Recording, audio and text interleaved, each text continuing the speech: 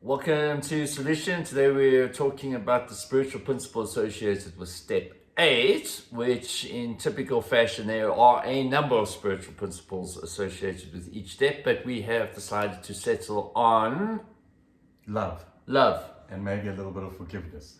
and a little bit of forgiveness. I mean, there's a few. I mean, it talks about willingness in the wording of the step, and right, but we've already spoken about willingness. I think love's a good one to tackle, yeah? Yeah, Your higher power is love, right? indeed, yes. Okay. So if I'm living in the spiritual principle of love, if I hand my will and my life over to the care of love, Yes. obviously I don't get it right all the time, but I try my best. And that way, like, my days go better, my weeks go better, my years go better. And I try and live in that spiritual principle of being loving to pretty much everyone I come across. Okay, let's talk about what does love mean, because the word itself, I think, has become quite fluffy. I think maybe largely thanks to things like Valentine's Day and whatever. It's like, I don't know, it's a word that people often use that I'm not sure we always understand what loving someone or something or somebody entails. Yeah, like especially like this unconditional love. Do you think that's possible, unconditional love? Sure, I think it is possible. Like, I'm sure a lot of parents will say that, like, they have unconditional love for their children. I, like, pretty much have seen that with my parents, what I've put them through Yeah. in, like, my active addiction. I put them through some horrific things, and yet they were still loving, kind, and caring. And I did push to a point where but they were still loving, you know? They were still, like, maybe not as supportive, but they still loved me. So I do think there is definitely a thing as unconditional love. So and I think that's a great example that you're using, dude, because I'm sure the feelings that they were sitting with many a times was not one, fuck, we love Brendan. They probably wanted to pull their hair out at times, and like there were probably feelings that came up for them that didn't necessarily feel like love, but their overall extension towards you was one of love. Definitely. Yeah. Even though, like, I'd pushed them to such a limit. I remember the worst thing that ever happened was, like, my parents came to visit me in prison, and my mother said to me that, like, it would probably be better if you died so I could actually live. Wow. And it was like, I carry that with me to this day, and it's one of my things that keep me clean and sober. You know, I managed, so, because I put them through hell, hey? And at the time I thought it was like the worst thing anyone could ever say to me or whatever, and I was angry and resentful, but today I am grateful she said that to me. You know, because it may have been Something you needed to hear. something I needed to hear, and it could have been the catalyst for change or part of the many. Yeah. But it was at the time, and today I can understand exactly why she said that to me, because I really did. And you know, when I managed, before my mother passed, I managed to give her, I hate the word passed, before my mother died, I managed to give her a good 4 years of me in sobriety, and I could be the actual son she remembered or wanted or didn't want, whatever it may be. So I do believe there is such a thing as unconditional love. Okay. And they expressed that kind of love, which was something I have to bring into doing a step 8.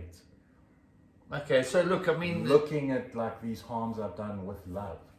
the dynamic between a parent and a child is maybe an easier one to explore, right? Like, it immediately shifts when you start talking about siblings, okay? But I mean, okay, let's. There's a lot of different kinds of loves we can explore here, because there's love between parents, there's a love between siblings, there's a love between friends, and then there's the love between strangers. Like, how do you see yourself extending love towards a stranger that you've never met? I feel like I try my best to do that every day. So especially if like it's an easy one for someone coming into the rooms for the first time or a newcomer or whatever, I will always go and extend some sort of love and compassion and caring to anyone who puts their hand up for their first day clean or their first meeting at a meeting. Also, I extend love to the tellers that Checkers, we know. yeah, you know what I mean. And even like, okay, for those of you who live in South Africa and like deal with the drivers on the road, especially like it's a common thing that people have problems with taxi drivers in this town because they don't abide by any laws or rules of the road. Yeah, or very considerations few. towards others, yeah. None whatsoever. Like, I don't get upset, and I know they're just doing a job, and I know they're trying to get people to work, and like, so I extend love towards those sort of Okay. incidences. Like, I will let a taxi driver in at every time. I extend love to strangers. Like, I always let someone in front of me in the queue at wherever I am. Okay, so but now Like, always. now this is a perfect segue into what I want to ask you next, right? Okay. So you mentioned extending love to somebody who is showing up in such a way that doesn't necessarily feel like love towards you, but it's not an action that's like the taxi drivers. They're not heading out saying, how can we make Brendan's life completely unmanageable today, right? Yeah. So you're not taking it personally, which is Yeah. amazing. And I think Yeah. like a lot of us, myself included, would do well to remember that. They're not out to get me. No. No, they're just doing their thing, and it sometimes causes me an inconvenience. Yeah. But nonetheless, it's not about me. And it's also, we can have a whole discussion about Yeah. taxi So drivers. what about loving people who have or are acting in a way towards me which does feel malicious? How do I continue to maintain a love towards people like that?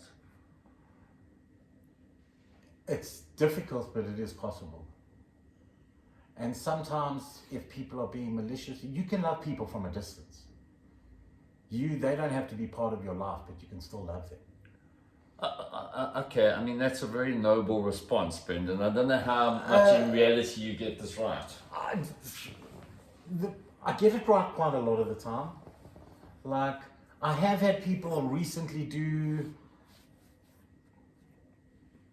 I feel, that they were malicious.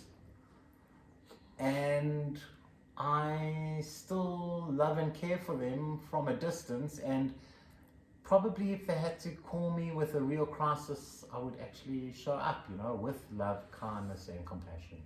Even though they have hurt me really badly. And I've expressed how they've hurt me,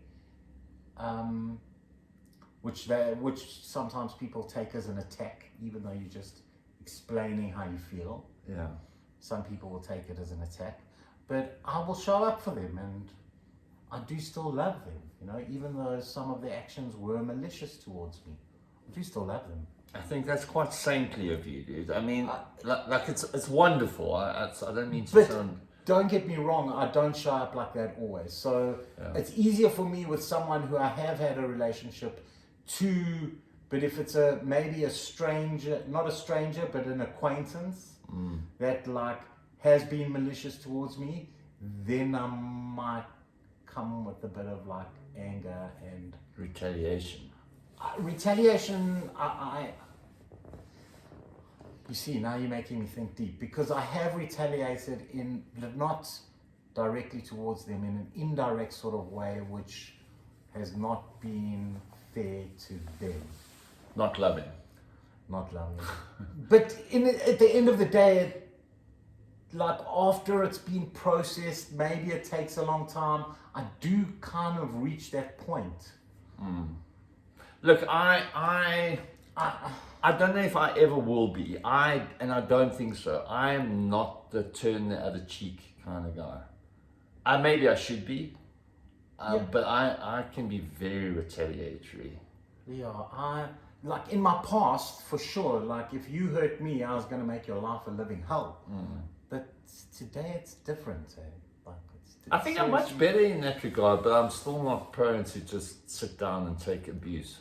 No, well, that's a different. I mean, I'm not saying that's what you're saying want No, to do. I'm just, no, I'm not saying that at all. no. I'm saying you can still love, you can remove yourself from the situation and still love that person. So like forgiveness. Look, I mean, Love is part of forgiveness, I think. we kind of digress. That's what I wanted to ask you earlier, is what are the attributes we associate with love? Because love is, it's actually a very broad term that has, I mean, I know like in the Greeks have a number of different terms for love, and some other cultures too probably. So we have one word, love, that we kind of use in many different contexts, right? So I mean, like for me, I think love comes with patience, it comes with empathy, it comes with a degree of vulnerability. What else? Well, love is patient, love is kind. There's a verse from the... That's so, dude. Like I don't entirely dismiss the Bible. Like I think there's a lot of value that comes from the For Bible, sure. and one of them is that. I think it's in Corinthians. Yeah, They talk about. that's beautiful. It is beautiful. Yeah. And there's another. You know Khalil Gibran, eh? No, I don't. Oh, you should. You should really look him up. He's a poet from I don't know which century, but he's amazing. And he's also got a verse. Google this one. Khalil Gibran on love. He's just got such an amazing outlook on what love can entail. So sorry, you were saying love is kind, love is patient, love is long suffering. What do you think that means? I'm not sure if that is the right wording. I don't know the exact wording. Should we check what it is? No, I mean, let's surmise, bro. Okay. Like, so long suffering. I mean, I don't think love is inviting me or suggesting that I need to suffer Love- indefinitely. But love can be painful, especially on a romantic level. Yeah. If you love someone, they don't love you back, it hurts. And I think there is suffering in there. I think this is why it becomes challenging to extend love towards people in general, because I think most people have at some point experienced the sting that can come from love.